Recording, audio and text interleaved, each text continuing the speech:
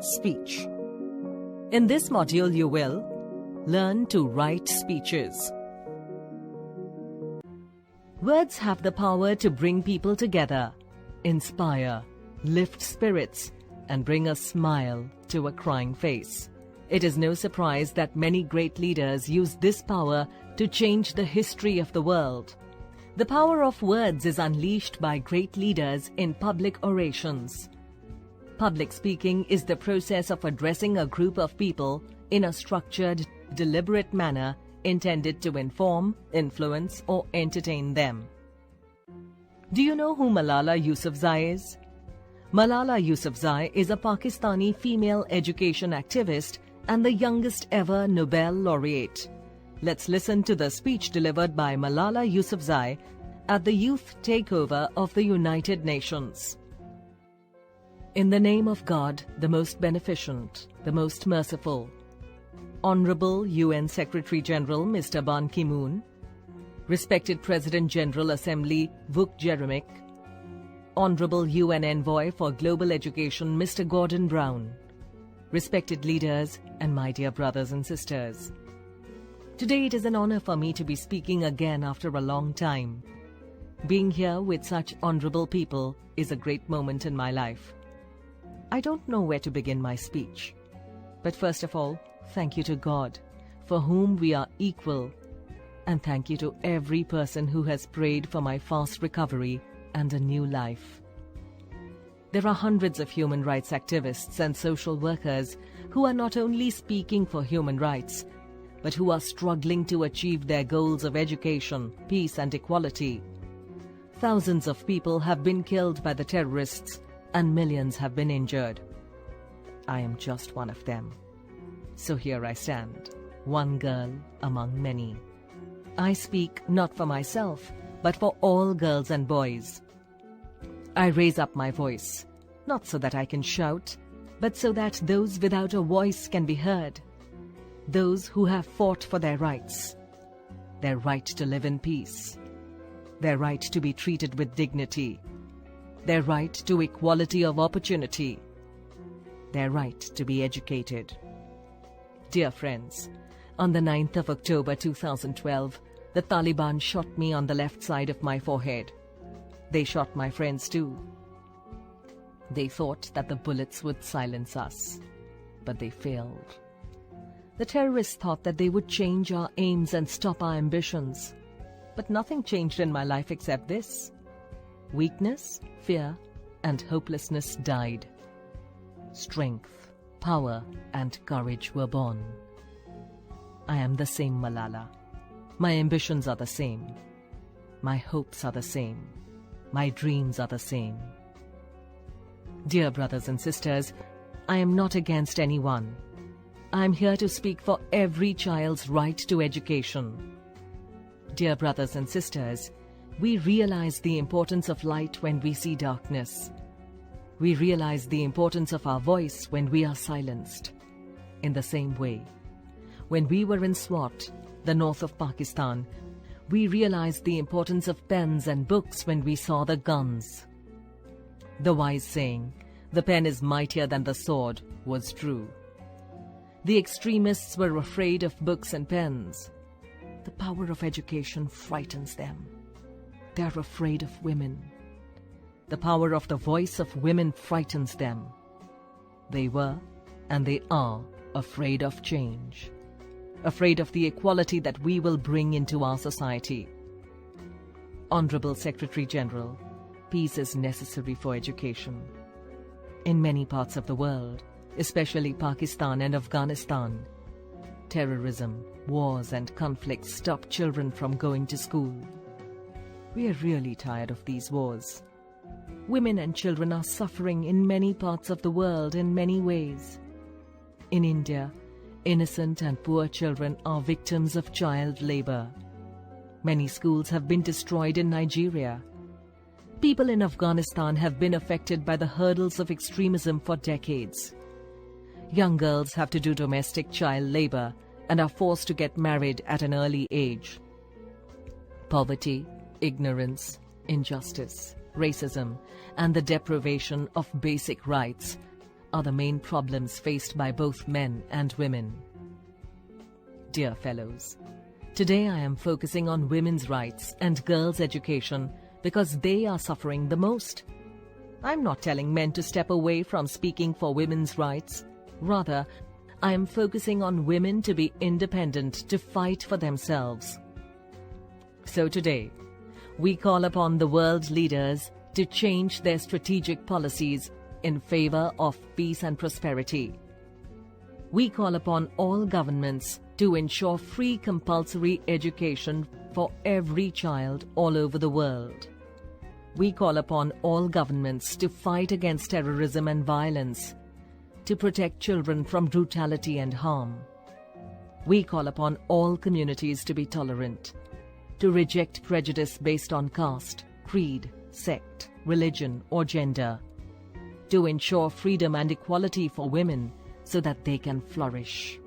So let us wage a global struggle against illiteracy, poverty, and terrorism, and let us pick up our books and pens. One child, one teacher, one pen, and one book can change the world. Education is the only solution. Education first.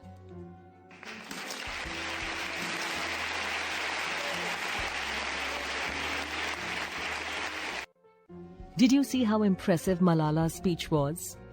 Now let's learn to write such an impressive speech. While preparing an effective speech, we use appropriate vocabulary specific to the topic. However, avoid extremely difficult and bombastic words. Each paragraph must have one major idea conveyed in the first sentence, called the topic sentence. All other sentences should contain supporting ideas. There should be proper arrangement and interrelation of ideas in sentences. A speech should have 3 sections. 1. The introduction starts with a salutation or greeting and then introduces the topic and major points of the speech. For example, in the name of God, the most beneficent, the most merciful, Honorable UN Secretary General Mr. Ban Ki-moon, etc. There are hundreds of human rights activists and social workers who are not only speaking for human rights, but who are struggling to achieve their goals of education, peace, and equality. Thousands of people have been killed by the terrorists, and millions have been injured. I am just one of them. So here I stand, one girl among many. I speak not for myself, but for all girls and boys. I raise up my voice, not so that I can shout, but so that those without a voice can be heard. Those who have fought for their right to live in peace, their right to be treated with dignity, their right to equality of opportunity, their right to be educated. 2. The body of the speech contains main points of the speech with focus on details, providing all the informative or supportive evidence to explain and support the points.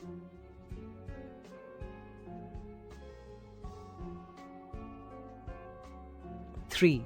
The conclusion of the speech summarizes the main points of speech and stresses the most important details to make a lasting impact.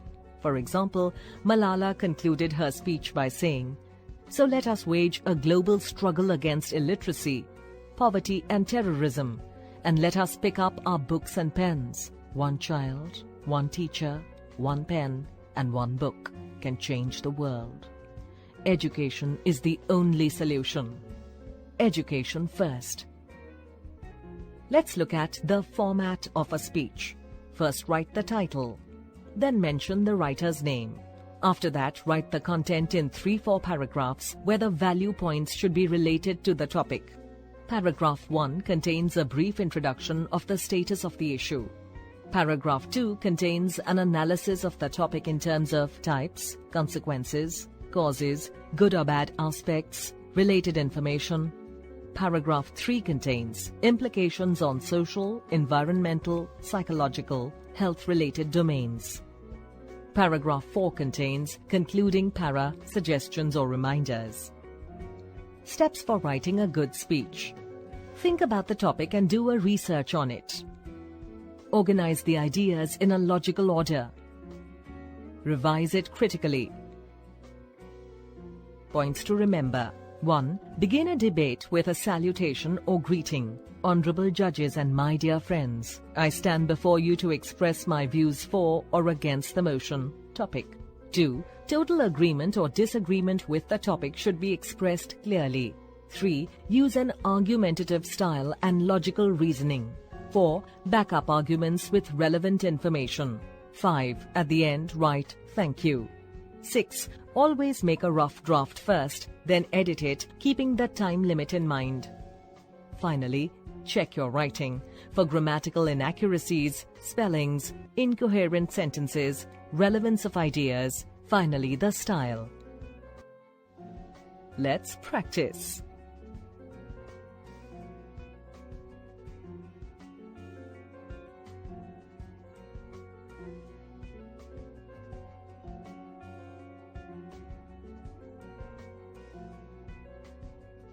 Smoking, a silent killer. Dear friends, smoking not only harms our health, but also drains our purse. Most of us come from middle-class families. We find it difficult to meet the bare necessities of life. It will become all the more difficult if we indulge in smoking and wasting our money. Smoking is a silent killer. It affects the vital organs of our body. It can lead to lung cancer. It can seriously damage the arteries of our heart. Some smokers think that smoking is a stimulant. They feel that smoking makes them feel more alert and clear-headed. But all this is a mere illusion. The paradox with smoking is that at one dose it stimulates, at another it soothes. But ultimately it has been observed that the efficiency of a smoker falls far below that of a non-smoker. Another point is that the smoker doesn't just harm himself or herself, but also the people around him or her. The exhaled puff is dangerous to people around the smoker. That can be anyone. It can also be the member of their own family. The truth is that a passive smoker suffers as much as the smoker does. So it is imperative that every smoker quit smoking at once. People should be aware of the dangerous effects of smoking. At all public places, smoking should be banned right away. Not just that, the government and civil bodies should take strict measures against the offenders. On that note, I conclude my speech, urging everybody to take an oath to stop smoking to live a better and healthier life. Here are some questions for you to attempt.